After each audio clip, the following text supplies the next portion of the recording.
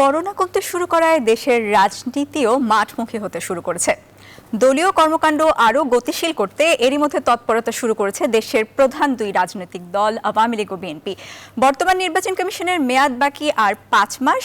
নতুন নির্বাচন কমিশন গঠন প্রক্রিয়া শুরুর আগেই রাজনীতির মাঠ গরম করতে চায় বিএনপি। আর আগামী জাতীয় নির্বাচনকে সামনে রেখে দলকে আরও সুসংগঠিত করছে আওয়ামী লীগ। এরই মধ্যে কাল দেশের ১৬১ ইউপি এবং ৯ পৌরসভার ভোট গ্রহণ, সব মিলিয়ে বেশ জমজমাট এখন রাজনীতির মাঠ। এবং রাজনীতির এই ময়দান নিয়ে আজকে আমাদের আলোচনা হবে। স্বাগত জানাচ্ছি আমাদের নিয়মিত আয়োজন জনতন্ত্র গণতন্ত্রের সঙ্গে আছি আমি সঞ্জিতা ইসলাম। এবং আজকের বিষয় গরম হচ্ছে রাজনীতির মাঠ, যেটি নিয়ে কথা বলছিলাম। আর এই বিষয়ে কথা বলতে আমাদের সঙ্গে ভার্চুয়ালি যুক্ত হয়েছেন 4 জন। পরিচয় করিয়ে দিচ্ছি। আমাদের সঙ্গে রয়েছেন মনিরুজ্জামান মনির, আওয়ামী লীগ নেতা, রয়েছেন ABM মোশাররফ, কেন্দ্রীয় প্রশিক্ষণ বিষয়ক সম্পাদক বিএনপি, রয়েছেন অ্যাডভোকেট হাসান তারিক চৌধুরী, সিপিবি নেতা ও আইনজীবী সুপ্রিম কোর্ট, এবং ATU তাজ, প্রেসিডিয়াম সদস্য জাতীয় পার্টি। আপনাদের 4 জনকে অনেক অনেক স্বাগত জনতন্ত্র গণতন্ত্রে। যে বিষয়ে কথা বলছিলাম, রাজনীতির মাঠ গরম হয়ে উঠছে। আওয়ামী লীগ বিএনপি নিজস্ব কর্মসূচি দিচ্ছে। আমি শুরুতেই যেতে চাই মনিরুজ্জামান মনিরের কাছে। আপনি একজন তরুণ নেতা, আপনার কাছে শুরু করতে চাচ্ছি। এক নির্বাচন সামনে এবং নির্বাচন নিয়েই সমস্ত কর্মপন্থা এখন আওয়ামী লীগের। তো একজন তরুণ নেতা হিসেবে দলের কাছে আপনার প্রত্যাশা কি, আর আপনার নির্বাচন ভাবনাটা কি? জি, ধন্যবাদ আপনাকে এবং আপনার টেলিভিশনের সকল দর্শকদেরকে বাংলাদেশ আওয়ামী লীগের পক্ষ থেকে শুভেচ্ছা, এবং আমার বিজ্ঞ প্যানেলিস্ট মোশাররফ ভাই, এটিউ তাজ এবং তারিক হাসান সকলকে শুভেচ্ছা, এবং আপনি সহ, আপনার সাথে আমার এই প্রথম শো। প্রথমত গরম রাজনীতির মাঠ গরম যে কথা বলছেন, রাজনীতিতে মাঠ গরম থাকা উচিত। একজন রাজনৈতিক কর্মী হিসেবে মনে করি রাজনীতির ময়দান যদি উত্তপ্ত না থাকে তাহলে রাজনৈতিক কর্মীদের তো মূল্যায়ন হয় না। তো আমি চাই মাঠে রাজনীতি থাকুক। রাজনৈতিক কর্মীদের জন্য সবচেয়ে বড় প্ল্যাটফর্ম হলো রাজনৈতিক ময়দান। সো রাজনৈতিক ময়দানে আন্দোলন বা সংগ্রামের যে প্রশ্নগুলো আছে, আমি প্রত্যাশা করি বিএনপি একটি বড় রাজনৈতিক দল হিসেবে গণতান্ত্রিক প্রক্রিয়ার মধ্যে দিয়ে তারা তাদের দাবি দেওয়ার জন্য কথা বলবে, বা মানুষের কাছে তাদের সেই দাবি দেওয়া উপস্থাপন করবে। দেশের মানুষ যদি তাদের সেই দাবি দেওয়ার প্রতি সহমত পোষণ করে, সেটা যদি ন্যায্যতার প্রতি দাবি হয়ে থাকে, তাহলে অবশ্যই দেশের মানুষ তাদের পক্ষে থাকবে। সেটা নিয়ে আমি ব্যক্তিগতভাবে ভাবিত নই। আর নির্বাচনের যে প্রেক্ষাপট কথা বলছেন, গণতান্ত্রিক শব্দ দুনিয়ায়, গণতান্ত্রিক প্রক্রিয়ায় বাংলাদেশের সংসদীয় পদ্ধতি সরকার ব্যবস্থা যেখানে প্রচলিত আছে, সে জায়গায় প্রতি 5 বছর পর পরে নির্বাচন হবে। নির্বাচনের মধ্য থেকে আমি জানি না আপনি আমার ব্যক্তিগত কোনো অর্জন বা কোনো বিষয়ের কথা বলছেন কিনা, বা জাতীয় নির্বাচন ইস্যুতে আমি আসলে ঠিক আপনার কথাটা আমি ধরতে পারিনি।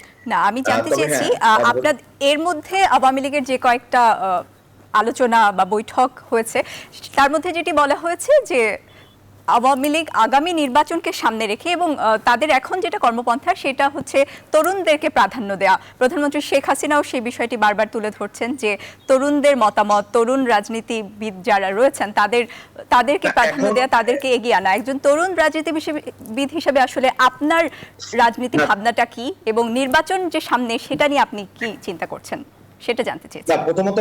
প্রথমত আপনার এই কথার সাথে তুলনামূলক বিচারে আমাদেরকে আপনার তরুণ মনে হতে পারে, আমি বা তারিক হাসান চৌধুরী, ABM মোশাররফ ভাই, কিন্তু আমি মনে করি না যে আমরা তরুণ। এই কারণে তরুণ না, আমি যখন 50+ হয়ে যাই তখন তরুণ থাকে না। জাতির পিতা বঙ্গবন্ধু শেখ মুজিব 51 বা 52 বছরে যখন পদার্পণ করেছে তখন উনি জাতির পিতা হয়েছে।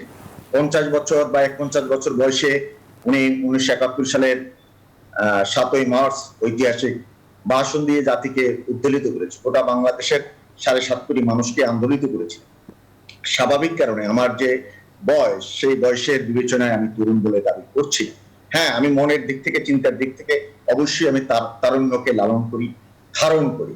এখন বারাক ওবামা আমেরিকার মার্কিন যুক্তরাষ্ট্রের প্রেসিডেন্ট 46 বছর বয়সে হয়, ডেভিড ক্যামেরনরা 44 বছর বয়সে হয়। স্বাভাবিক কারণে ওই বিবেচনা আমি বলতে চাই না যে আমি তরুণ। তবে এই যে তরুণদের প্রাধান্য দেওয়া, এটা বাংলাদেশ আওয়ামী লীগ দীর্ঘ প্রক্রিয়ার মধ্যে থেকে বিভিন্ন সময় যে সমস্ত তরুণরা রাজনৈতিক ময়দানে পরীক্ষিত, আদর্শিক, সুশিক্ষিত, অবশ্যই তাদের রাজনীতির জায়গা হবে।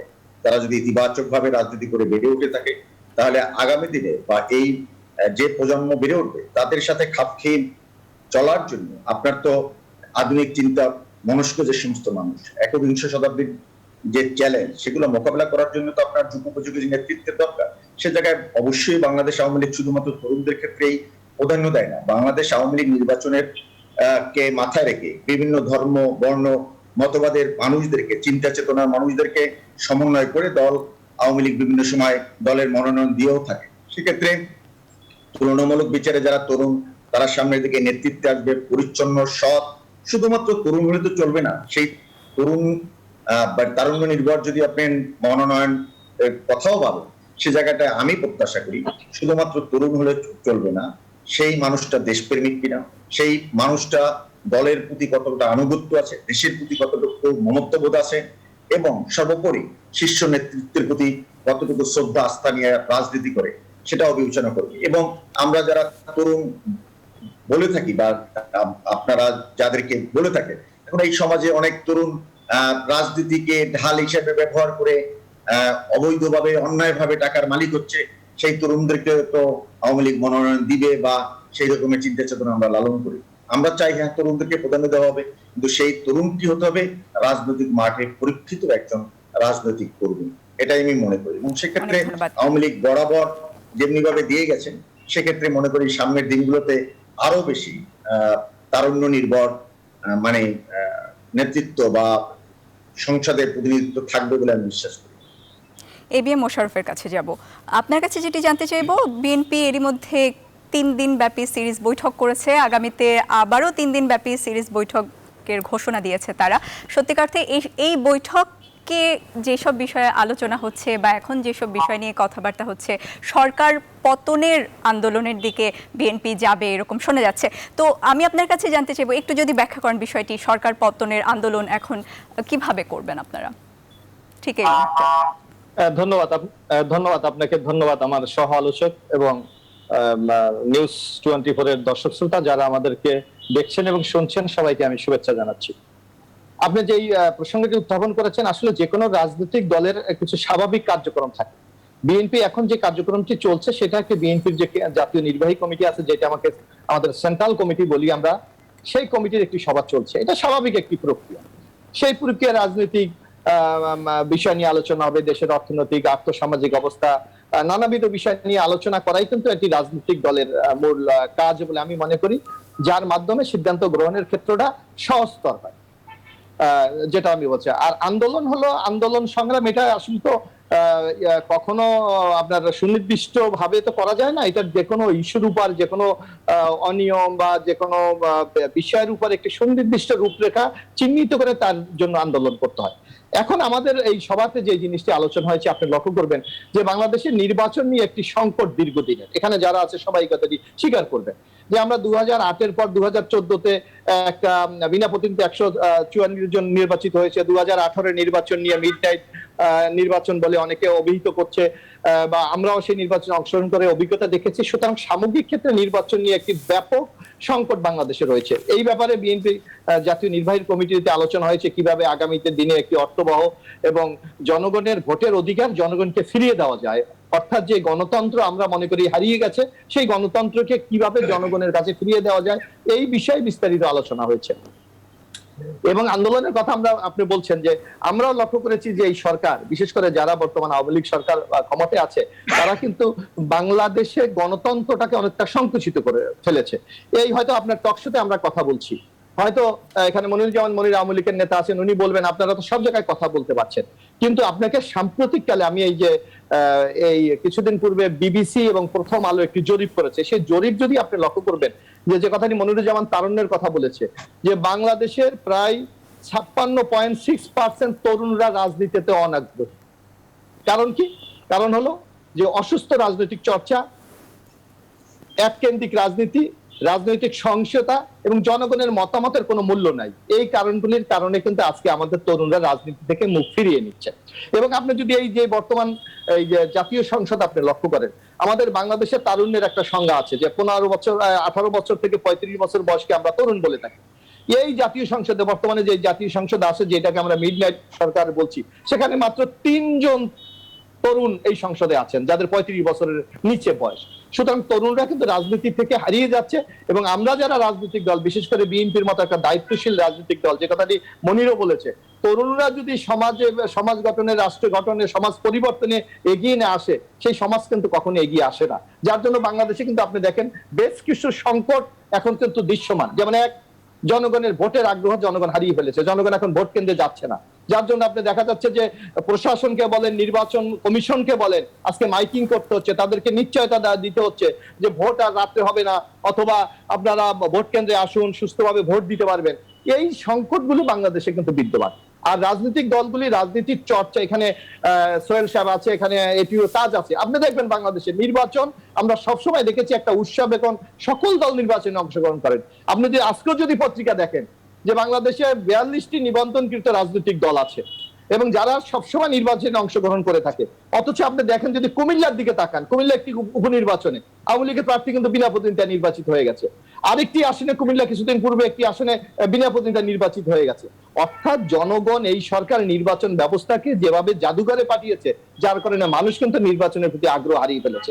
যার জন্য একটি অর্থবহ এবং জনগণের অংশগ্রহণমূলক নির্বাচন যদি না হয়, তাহলে বাংলাদেশের গণতন্ত্র আগামী দিনে আমার মনে হয় একটা মেঘাচ্ছন্ন অবস্থার মধ্যে যেমন আছে, হয়তো একটা বিস্ফোরণ ঘটে যেতে পারে। আপনার কাছে যেটি আরেকটি বিষয় আমি জানতে চাইবো এবিএম মোশাররফ, যে আপনি যেটি বললেন যে কুমিল্লার কথা বললেন, 43টি ইউপিতে বিনা প্রতিদ্বন্দ্বিতায় নির্বাচিত এরই মধ্যে হয়ে গেছেন আওয়ামী লীগের মনোনীত চেয়ারম্যান প্রার্থীরা।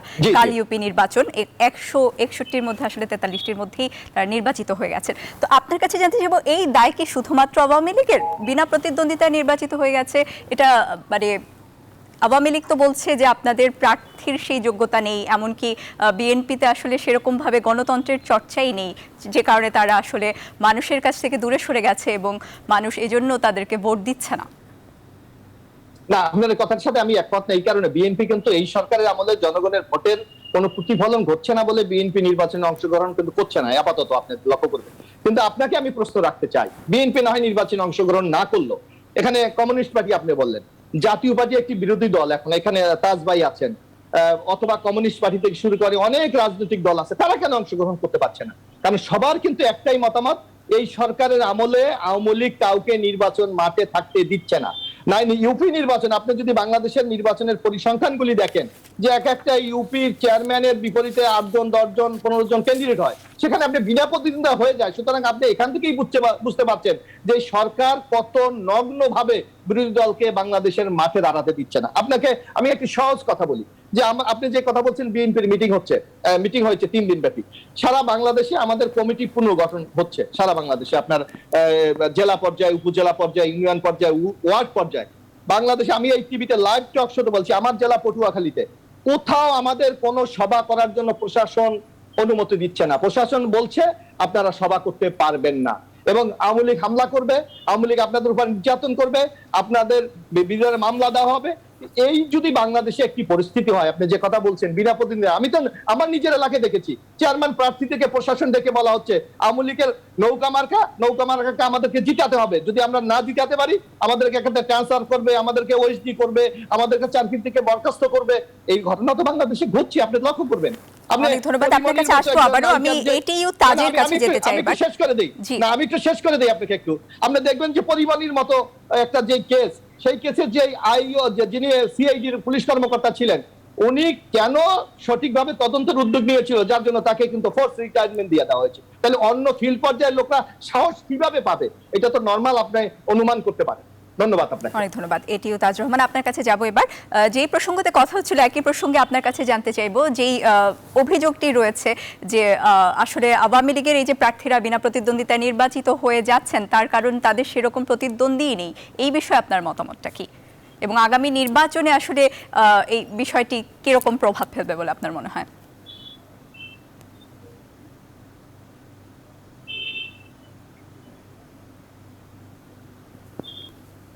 এটিইউ তাজ, আপনি শুনতে পাচ্ছেন কিনা আমার কথা? শুনতে পাচ্ছি। জি, আপনি শুনতে পাচ্ছেন আমার কথা? আপনি শুনতে পাচ্ছেন? জি পাচ্ছি, আপনি শুরু করেন। এখন আমি যেটা বলতে চাচ্ছিলাম যে নির্বাচন ব্যবস্থার কথা যেটা বললেন, এই আওয়ামী লীগ দীর্ঘদিন ক্ষমতায়, এই ক্ষমতায় দীর্ঘদিন থাকার সুবাদে একটা সুবিধা হয়ে গেছে যে এখন আওয়ামী লীগের নৌকা নিয়ে ক্যান্ডিডেট যারা নমিনেশন পাবে সেই দিন থেকে শুরু করে সবাই মনে করে যে উনি জিতে গেছে, আওয়ামী লীগের ক্যান্ডিডেটই জিতে গেছে। সেই জন্য আওয়ামী লীগের ক্যান্ডিডেট 300, 100, 126, 70 জন নমিনেশন কেনার জন্য হিড়িক খেয়ে একসাথে নমিনেশন কিনতে চায়। সেদিন নমিনেশন বোর্ডের সিদ্ধান্ত হলো যে ক্যান্ডিডেট উনি, সবাই মনে করে এখন আওয়ামী লীগের ক্যান্ডিডেটই জিতবে, এখানে আর কেউ প্রতিদ্বন্দ্বিতা করে লাভ হবে। বিএনপি তো অনেক উপনির্বাচনে যাচ্ছে না, আমরা যাচ্ছি, আমরা সিলেটে উপনির্বাচন করলাম, আমরা সিলেটের বিশাল প্রতিযোগিতা করার চেষ্টা করেছি যতটুকু করার, কিন্তু মানুষের মাঝে একটা কনসেপ্ট হয়ে গেছে যে নির্বাচন করে কি লাভ, এখানে আওয়ামী লীগের ক্যান্ডিডেটই জিতবে, আওয়ামী লীগই যাবে। আওয়ামী লীগের লোকরা ইভেন নির্বাচন ভোট দিয়ে যাচ্ছে না, তারা মনে করছে আমাদের ক্যান্ডিডেট ভোট না দিলেও বোধহয় আমাদের ক্যান্ডিডেট জিতবে। আর বিএনপি মনে করছে এখানে গিয়ে ভোটে যদি আমরা যাই তাহলে আমাদেরকে হারিয়ে দেওয়া হবে। এখন এই দুইটা জিনিসের মধ্যে সাধারণ মানুষ আস্তে আস্তে ভোটের নির্বাচনে যাওয়ার জন্য যে আগ্রহটা হারিয়ে ফেলছে। আর ইয়াং জেনারেশনের কথা যেটা আমাদের মুশারফ ভাই বললেন, আমি ওনার কথার সূত্র ধরে বলি, আমাদের নতুন জেনারেশনে যারা আছে ছেলেমেয়েরা এখন কিন্তু নির্বাচন কবে কোথায় হচ্ছে, উপনির্বাচন কোথায় হচ্ছে, ইউনিয়ন পরিষদ কোথায় হচ্ছে, উপজেলা কোথায় হচ্ছে, একটুও খবর রাখে না এবং একটু জানার আগ্রহ নেই তার। এর পিছনে কিন্তু অনেক কারণ আছে। আমরা রাজনীতি থেকে আমাদের জেনারেশন তো সরিয়ে আসতেছি, এটাতে কিন্তু আমাদের আগামী দিনে রাজনীতিতে নেতৃত্ব শূন্য হয়ে যাবে। আমার মনির ভাই বলেছেন যে আমরা এখন তরুণ, এই দায়িত্ব আসলে একা সরকারি দল বা আওয়ামী লীগের কথা যদি বলেন, আমি সরকারকে একা দুচ্ছি না, আপনাকে সরকারকে একা দোষার সুযোগ নেই। এটা আমরা রাজনৈতিক দল হিসাবে আমরা সবাই ব্যর্থ, আমরা একা শুধু সরকারকে বলবো না, কিন্তু আমরা সরকারের যেটা হচ্ছে, আপনি এখন যদি সবকিছু নিয়ে যেতে চান, আপনি মনে করেন আমাকে ইউনিয়ন পরিষদও লাগবে, আমাকে উপজেলাটাও লাগবে, আমাকে জেলা পরিষদ লাগবে, সিটি কর্পোরেশন লাগবে, উপনির্বাচন লাগবে, সবকিছু যদি আপনি মনে করেন নিয়ে যেতে চান, তাহলে একটা জায়গায় কিন্তু আপনি সঠিক ভোট করতে গিয়েই কিন্তু আপনাকে প্রতিবন্ধকতা হবে। মানুষ মনে করবে এখানে ভোট আর হচ্ছে না, ভোটের সব মেকানিজম বোধহয় সরকার করে ফেলছে। এই একটা ধারণা মানুষের কাছে, আমি সাধারণ কর্মী হিসাবে সিলেট ডিভিশনের অতিরিক্ত মহাসচিব হিসাবে এই উপনির্বাচনে আমরা ছিলাম, আমি সৈয়দপুরে 1 সপ্তাহ ছিলাম। মানুষের কিন্তু মানুষকে ভোটে নেওয়া যাচ্ছে না, মানুষ মনে করছে যে এখন বিএনপি নাই, ভোট পাস হচ্ছে আওয়ামী লীগ, জাতীয় পার্টি। জাতীয় পার্টি কি এখন নির্বাচনে গিয়ে এখানে জিতে কোনো কিছু করতে পারবে? পারবে না। এখন আওয়ামী লীগের ক্যান্ডিডেট যিনি, উনি নির্বাচিত, যেদিন থেকে নমিনেশন পাইলো উনাকে দল বুঝে নিয়ে নিচ্ছে। সরকার চেষ্টা করে যাচ্ছে, সরকার থেকে বলা হচ্ছে আমরা লাস্ট দিন পর্যন্ত মাঠে থাকতে, কিন্তু আমার ক্যান্ডিডেট মাঠে কি নিয়ে থাকবে? এখানে প্রেসার আছে পলিটিক্যাল, এখানে অ্যাডমিনিস্ট্রেটিভ প্রেসার আছে, এখানে টাকা খরচ করে আমার ক্যান্ডিডেট কতটুকু অর্জন করতে পারবে, এগুলো যখন হিসাব নিকাশে চলে আসে, বিএনপি আগের থেকেই তারা সরে গেছে, তারা বলছে বাবা এটাতে দেওয়ার দরকার নাই। এখন মাঠে তো আমরা আছি, এখনো পর্যন্ত আমার দলের চেয়ারম্যান জি এম কাদের বলে যাচ্ছেন যে প্রত্যেকটা নির্বাচনে প্রতিদ্বন্দ্বিতা করার জন্য জাতীয় পার্টি প্রস্তুত, আমরা লাস্ট পর্যন্ত নির্বাচন করব।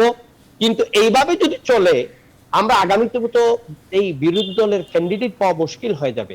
কে আসবে বাবা? তা 32 বছর ক্ষমতার বাইরে জাতীয় পার্টি, আমরা সবকিছু বিসর্জন দিয়ে আজকে যারা আছি নির্বাচন, আমরা এখানে সংগঠক, কিন্তু এখানে আমি মনিরুজ্জামানের কথা বলি, মুশারফ ভাইয়ের কথা বলি, আমি নিজে বলি, আমরা কিন্তু সংগঠক।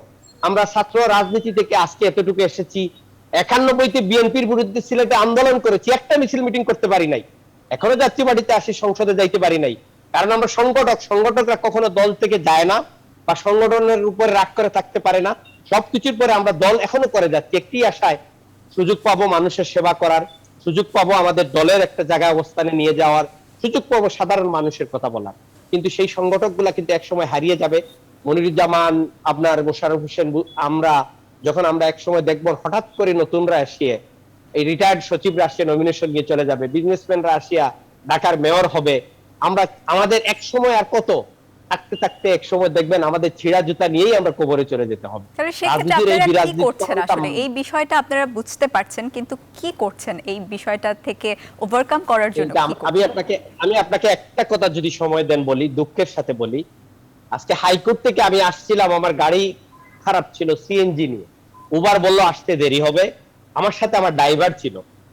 শুটিং ক্লাবের সামনে গুলশানে ঢোকার সময় এক পুলিশ ভাই, মনির ভাইকে বিশেষ করে শোনার জন্য বলছি, এক পুলিশ ভাই আমার সিএনজিটা থামালো, থামায় বললো আপনি আপনার পরিচয়? বলে আমি এই দেশের সাধারণ একটা মানুষ। আমি সাফারি নর্মাল তো পড়ি না, হাইকোর্টে গেছিলাম, আমার সাফারি পড়া ছিল। আমার সাথে ড্রাইভারকে জিজ্ঞাসা করলো উনি কে, আমার ড্রাইভার বলে আপনারা নামতে হবে। সিএনজি থেকে নামলাম, নেনে আমার হাতে আমার ব্যাগ ছিল, ফাইল ছিল। পুলিশ অফিসার দাম্ভিকতার সাথে বলে ব্যাগ দেখাইতে হবে, আপনি কি করেন? আমি তো সাধারণ মানুষের দিকে সাথে রাজনীতি করি। বলে এই ব্যাগ নিয়ে কোথায় যাচ্ছেন, ব্যাগে এত ফাইল কেন, কেন গেছিলেন কোর্টে? তার নাম রকিব। এই পুলিশ অফিসার নিজেকে ছাত্রলীগের কর্মী, নিজেকে মনে করে যে এখানে আমাকে নামায়া যদি পারতো তাহলে হয়তো আমার এই যে সাফারিটা যদি খোলার চেষ্টা করতো, পারে নাই। আমি এইটা দুঃখে বলছি, আমরা রাজনীতিবিদরা এখানে ব্যর্থ হচ্ছে। আজকে পুলিশের কাছে এই ক্ষমতা দিচ্ছি, পুলিশ আমাদেরকে সিএনজিতে মানুষ যারা চলাফেরা করে কি মানুষ না? এখানে কি সিএনজিতে ইয়াবা ক্যারি করে না? B8 গাড়িতে ইয়াবা ক্যারি করে, পাজারুতে ইয়াবা ক্যারি করে, মার্সিডিজ গাড়িতে ইয়াবা ক্যারি করে, সিএনজিতে করে না। কিন্তু সিএনজিতে যারা আসে যায়, পুলিশরা তাদের হেনস্থা করে। আজকে আমি নিজে 6:42 সময় কল রেকর্ড অনুযায়ী আমি সেখানে অপদস্থ হয়েছি। এইসব যদি চলে, রাজনীতিবিদরা এই দেশের একদিন বলবে বাবা আমার ঘরে বসে থাকি, বাচ্চাদের নিয়ে থাকি। অনেক ধন্যবাদ। আমরা মনিরুজ্জামান মনিরের কাছে আপনার প্রশ্নের উত্তর জানতে চাইবো নিশ্চয়ই পরে। আমরা এখন অ্যাডভোকেট হাসান তারেক চৌধুরীর সাথে একটু কথা বলতে চাই। আপনার কাছে যেটি জানতে চাইবো, শুনছিলেন যেটি আসলে নির্বাচন নিয়ে কথা হচ্ছিল, নির্বাচন নিয়ে দু দলই তাদের বিভিন্ন কর্মসূচি দিচ্ছে, রাজনীতির মাঠ বেশ উত্তপ্ত। কিন্তু রাজনীতির মাঠ মানে কি কেবল রাজনীতিবিদ? দুই দলেরই একে অন্যকে যে অভিযোগটি করছে যে দুই দল থেকে আসলে জনগণ দূরে সরে গেছে, এবং আমরা নির্বাচনের যেসব চিত্র দেখছি গত কয়েক বছর ধরে ভোটারদের উপস্থিতি কমছে। আপনার কাছে যেটি জানতে চাইবো অ্যাডভোকেট হাসান তারেক চৌধুরী, যে এই অবস্থার কারণটা কি, এবং আমি এই বিষয়ে আপনার মতামত জানতে চাইবো। যে শুনতে পাচ্ছেন আমার কথা হাসান তারেক চৌধুরী? জি, আপনার প্রশ্নটা আমি শুনতে পাইনি, এটা যদি আবার করতেন আর কি। না, যেটি বলছিলাম যে নির্বাচনের বিষয়ে যে কথা হচ্ছিল, নির্বাচনের যে চিত্র আমরা দেখে আসছি, ভোটারদের উপস্থিতি দিন দিন কমে যাচ্ছে, এবং তিনজন নেতার সাথে এরই মধ্যে কথা বললাম, তারা মানে আসলে দলগুলো একে অন্যকে অভিযোগ করছে যে তারা সেভাবে জনসংযোগ করতে পারছে না, জনগণ থেকে দূরে সরে যাচ্ছে।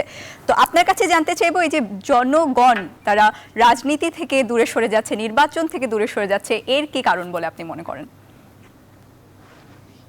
দেখুন, জনগণের উপরে দায়টা দিয়ে লাভ নেই। আপনাকে ধন্যবাদ, আপনি খুবই রেলেভেন্ট একটা কোশ্চেন করেছেন। কারণ আমরা গণতন্ত্রের সংজ্ঞা যেটুকু জানি, যে গণতন্ত্রের ফান্ডামেন্টাল এলিমেন্টস হলো পাবলিক, পিপল, এবং আমাদের বাংলাদেশের নাম কিন্তু পিপলস রিপাবলিক অফ বাংলাদেশ। এখন দুর্ভাগ্যজনকভাবে এই দেশে পিপলসকে নির্বাসিত করে দেওয়া হয়েছে, অর্থাৎ পিপলের কাছে কেউ যাইতে চায় না। শর্টকাট মেথডে কিভাবে হওয়া যায়। এখন যেই দেশে পিপলকে নির্বাসিত করে দেওয়া হয় রাজনীতি থেকে, তারা স্বভাবতই রাজনীতির প্রতি, দলীয় রাজনীতির প্রতি আমি বলবো, আস্থা হারিয়ে ফেলে। এখানে অনেকেই বলেছেন, মোশাররফ ভাই বলেছেন যে একটা বিবিসির জরিপ থেকে সম্ভবত যে 56% তরুণরা রাজনীতি থেকে তারা দূরে সরে যাচ্ছে। আমি মোশাররফ ভাইয়ের সাথে একমত না। এই কারণে আমি বলবো যে তরুণরা তো আরো বেশি রাজনীতিতে সক্রিয় হচ্ছে। আমি আপনাকে দুইটা উদাহরণ দিই। আপনার বিএনপি হয়তো করে না, বা মনির ভাইয়ের আওয়ামী লীগ হয়তো করে না, কিন্তু তারা রাজনীতিতে আছে। কিভাবে? আমি আপনাকে উদাহরণ দেই। আমাদের দেশের নিকট অতীতে দুটি বড় পাবলিক পার্টিসিপেশনে আন্দোলন হয়েছিল। একটা হলো ঘাতক জামাত শিবিরের ঘাতকদের, রাজাকার আলবদরের ফাঁসির দাবিতে গণজাগরণ মঞ্চ। সেখানে লক্ষ লক্ষ তরুণ সারা দেশে অংশ নিয়েছে নিজের পয়সা খরচ করে। আপনি কি এটাকে রাজনীতি বলবেন না? যদিও আপনারা বিএনপি এটার বিরুদ্ধে ছিলেন, হ্যাঁ, কিন্তু আমি বলবো যে এখানে তো যারা মুক্তিযুদ্ধের চেতনায় বিশ্বাস করে, দল মত নির্বিশেষে, তার দল কি এটা কেউ দেখতে চায় না তরুণরা সেখানে অংশগ্রহণ করেছিল। অপরদিকে এই সরকারের যে যাতায়াত ব্যবস্থাপনায় যে নৈরাজ্য, তার বিরুদ্ধে নিরাপদ সড়কের দাবিতে আমাদের ছোট ছোট বাচ্চারা, আপনার বাচ্চা আমার বাচ্চারা দেখিয়ে দিয়েছে পলিটিশিয়ানদেরকে গণ অভ্যুত্থান কি জিনিস। আমরা 21 শতকের গণ অভ্যুত্থান নিরাপদ সড়ক আন্দোলনের মধ্য দিয়ে দেখতে পেয়েছি। আমি আরো উদাহরণ দিতে পারি। এই দুইটা উদাহরণ দিলাম এই জন্য যে তরুণ সমাজ জানে কখন রাস্তায় নামতে হয়। এখন আমার নেতা যদি লন্ডনের বিলাসবহুল প্রাসাদে বসে থেকে ওহি দিয়ে রাজনীতি করতে চান, তাহলে তো তরুণ সমাজ আসবে না। তরুণ সমাজকে নেতা হতে হবে বিপ্লবী চেয়ে গুয়েভারার মতো, যে কারাগারে থাকবে, অস্ত্রের মুখে দাঁড়িয়ে বিপ্লবের ডাক দিবে। তরুণ সমাজকে হতে হবে বঙ্গবন্ধুর মতো, যে পাকিস্তানের রক্তচক্ষু উপেক্ষা করে বলবে আমি বাঙালি, আমি স্বাধীনতা মুক্তিযুদ্ধ ছাড়া কিছু বুঝি না। এই যে ঝুঁকি নিয়ে যে রাজনীতি করা, এই ঝুঁকি নিয়ে রাজনীতি করার মতো তরুণ নেতৃত্ব যখন আমাদের সামনে অনুপস্থিত থাকবে, আমরা তরুণদেরকে দলীয় রাজনীতিতে পাবো না। আওয়ামী লীগে, ছাত্রলীগে কি হয়? আপনি কি মনে করেন এখানে রাজনীতি হয়?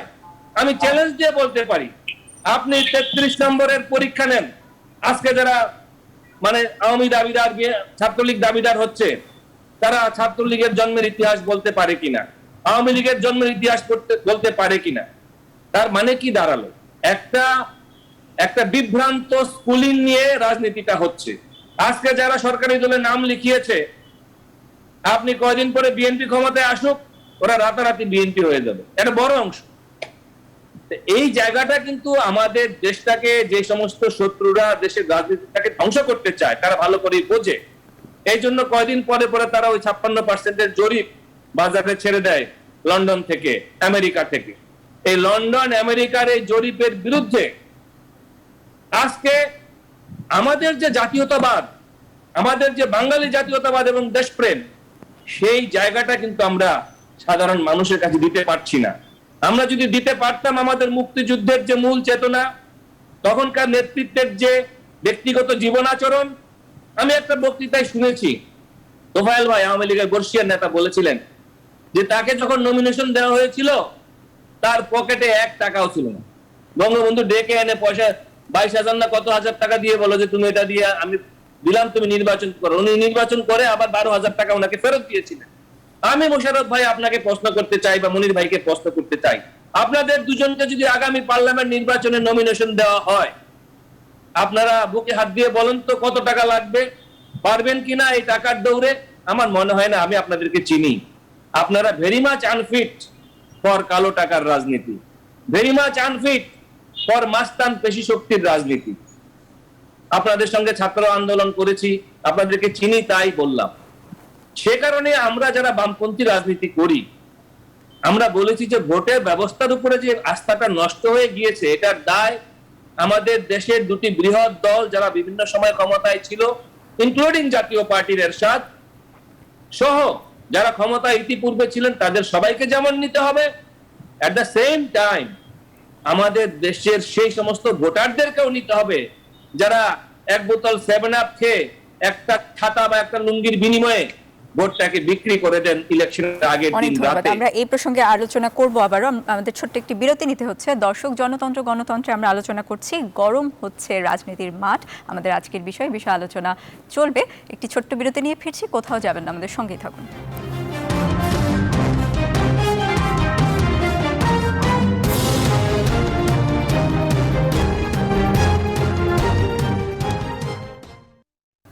বিরতির পর আবারও স্বাগত দর্শক, আপনারা দেখছেন গণতন্ত্র। আমাদের আজকের বিষয় গরম হচ্ছে রাজনীতির মাঠ। আমরা এই বিষয়ে আলোচনা করছিলাম।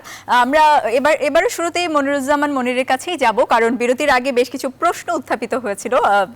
নেতারা প্রশ্ন করেছেন, বিরোধী দলীয় নেতা একজন তিনি রয়েছেন এবং আরেকজন রয়েছেন ABM Mosharraf, BNP.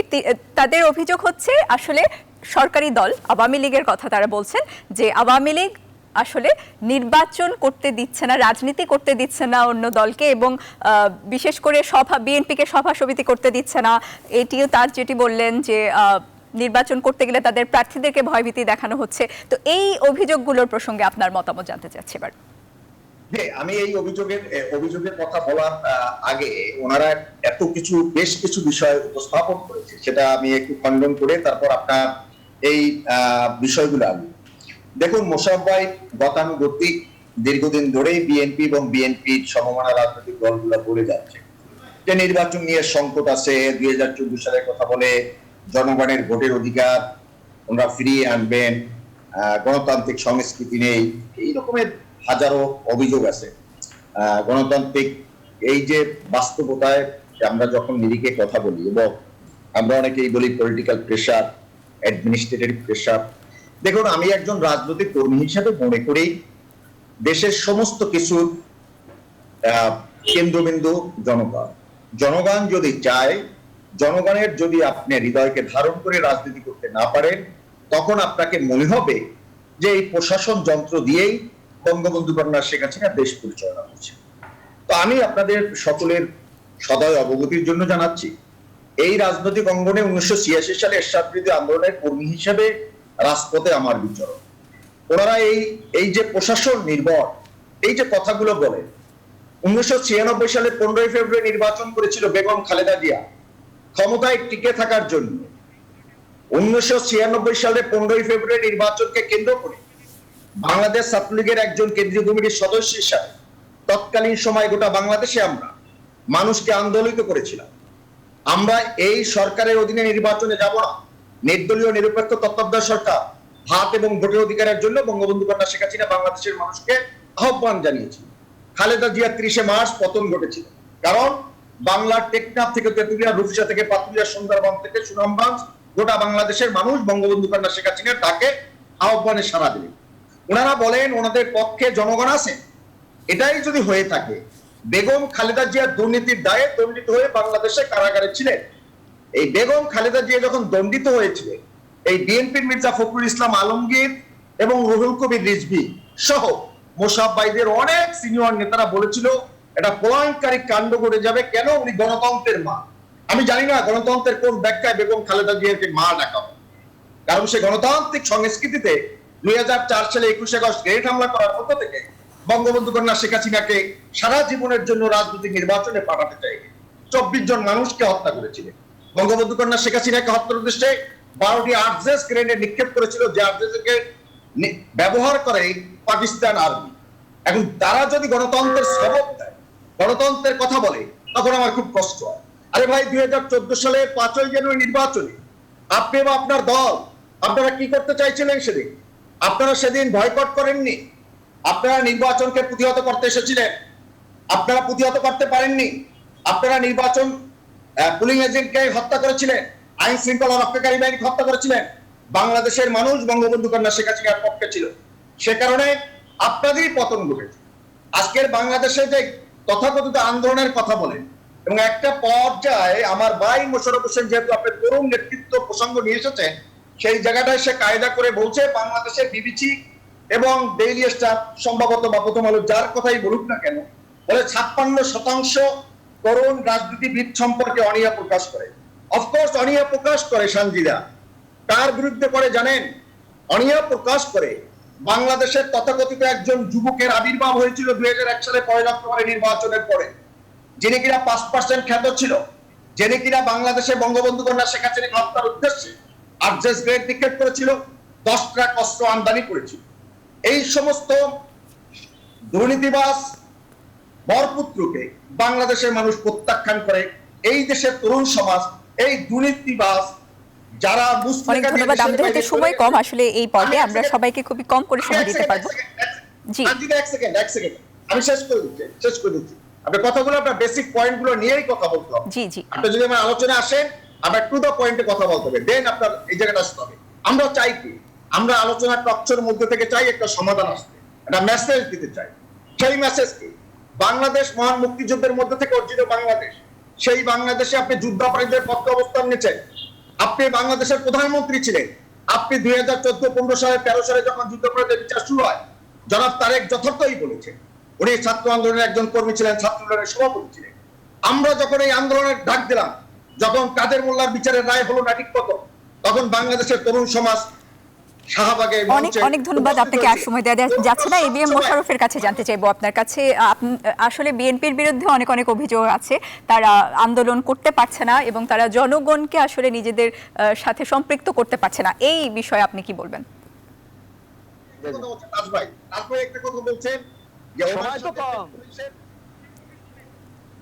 ABM Mosharraf, আপনি শুনতে পাচ্ছেন আমার কথা? মনির তো কথা বলছে, কথা বললে তো আমি বলতে পারি। এখন আপনাকে মনির অনেকগুলি কথা বলেছে। আজকে আসলে যখন নিজেরা অপকর্ম করে, সেই অপকর্ম ঢাকার জন্য অন্যের উপর দোষ চাপাতে চায়। আজকে মুক্তিযুদ্ধের চেতনার কথা বলে আওয়ামী লীগ, এই বাংলাদেশে মুক্তিযুদ্ধের চেতনা যদি কেউ ধ্বংস করে থাকে সেটা করেছে আওয়ামী লীগ। গণতন্ত্রকে কবর দিয়ে সেদিন একদলীয় বাকশাল কায়েম করেছিল। আপনাকে এইটাকে কোন গণতন্ত্র বলবেন? সেই দিন এই যে আজকে গণতন্ত্রের মূল সৌন্দর্য বিরোধী দল, আপনি যেটা বলছেন যে বিরোধী দল পাচ্ছে না, স্বাধীনতার পর বাংলাদেশে তৎকালীন বিরোধী দল একটা ছিল বাংলাদেশের জাতীয় সমাজতান্ত্রিক জাসদ। সেই জাসদের প্রায় 24,000 নেতাকর্মীকে তারা হত্যা করেছে। নির্বাচন 1973 সালে নির্বাচন যদি দেখেন, তো সকল দলকে সেদিন আপনি বাংলাদেশের জাতীয় অধ্যাপক ছিলেন আব্দুর রাজ্জাক, তার লেখা যদি আপনি পড়েন যে সেই দিন বিরোধী দলের নেতা আতাউর রহমান খান ধামরাইতে বক্তৃতা দেওয়ার জন্য যখন প্রস্তুতি নিচ্ছিল, আওয়ামী লীগের গুন্ডা বাহিনী তার মাইক কেড়ে নিয়েছিল, অথচ তৎকালীন প্রধানমন্ত্রী শেখ মুজিবুর রহমান হেলিকপ্টার নিয়ে সারা বাংলাদেশ ঘুরেছে। এই নির্বাচন ব্যবস্থা গণতন্ত্রকে ধ্বংস করেছে তো বাংলাদেশে আওয়ামী লীগ। তাদের কাছে বাংলাদেশে গণতন্ত্র নিরাপদ হবে এটা আপনি কিভাবে আশা করেন? আজকে একই অবস্থা বাংলাদেশে বিরাজ করছে। আপনি দেখেন আজকে বাংলাদেশে ভোট নাই, আজকে বাংলাদেশের মানুষের কথা বলার স্বাধীনতা নাই, আজকে বাংলাদেশের মানুষের নিরাপত্তা নাই। বিএনপির মতো একটি রাজনৈতিক দল, যে দলটি বাংলাদেশে বহুবার বাংলাদেশ শাসন করেছে, এই আওয়ামী লীগকে বহুবার অবাধ সুস্থ নিরপেক্ষ নির্বাচনের মাধ্যমে পরাজিত করে ক্ষমতা এসেছে, সেই দলটির বিরুদ্ধে প্রায় 1 লক্ষ মামলা দিয়েছে। এটা কি গণতান্ত্রিক কোন মূল্যবোধ?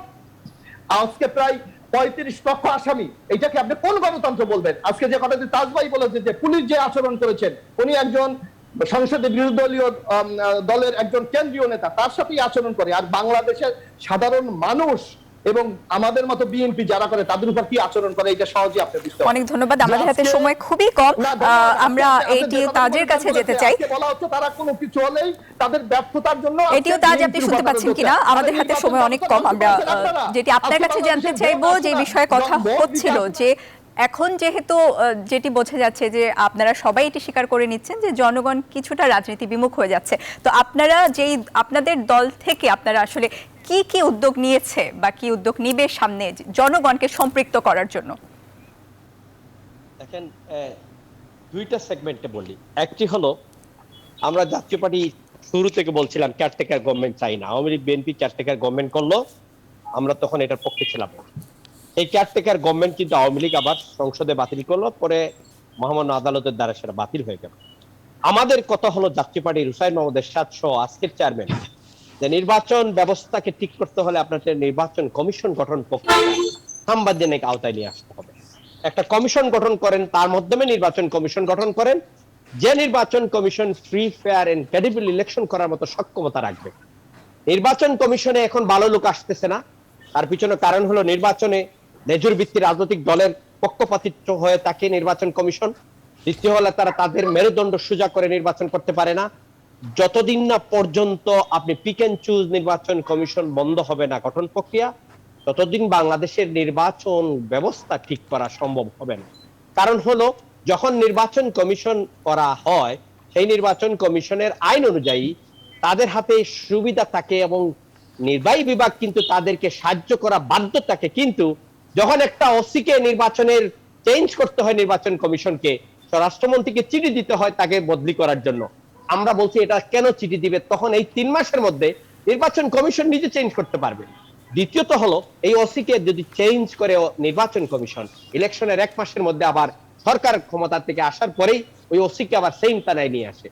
আপনার নির্বাচনে এত লুপহোল আছে, এগুলা যদি বন্ধ না করেন, নির্বাচন কমিশনকে লেজুর ভিত্তিক সরকারি দল যে আওয়ামী লীগকে বলবো স্বাধীনতার বিষয়ে কথা হচ্ছিল। অ্যাডভোকেট হাসান তারিক চৌধুরী, আপনার কাছে যাব যে এই যে জনগণ আসলে নির্বাচন বিমুখ হয়ে পড়ছে, এই বিষয়টিতে আসলে নির্বাচন কমিশন কি দায়িত্ব পালন করতে পারে? তাদের এখানে কোনো ভূমিকা আছে কিনা?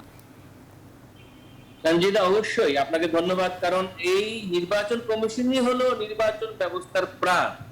দুঃখজনক হলো যে ক্ষমতাসীন দলরা যারাই ক্ষমতায় ছিল এই প্রাণটাকেই মেরে ফেলেছে। প্রাণহীন নির্বাচন কমিশন হয়ে গেছে ঠুটু জগন্নাথ। ফলে এই একটা শক্তিশালী নির্বাচন করতে হলে তার হাতে যে এক্সিকিউটিভ পাওয়ার এবং তাকে যে স্বাধীনতা দিতে হয়, সেই স্বাধীনতা ছাড়া কখনই নির্বাচন কমিশন নির্বাহী বিভাগকে কাজে লাগাতে পারে না।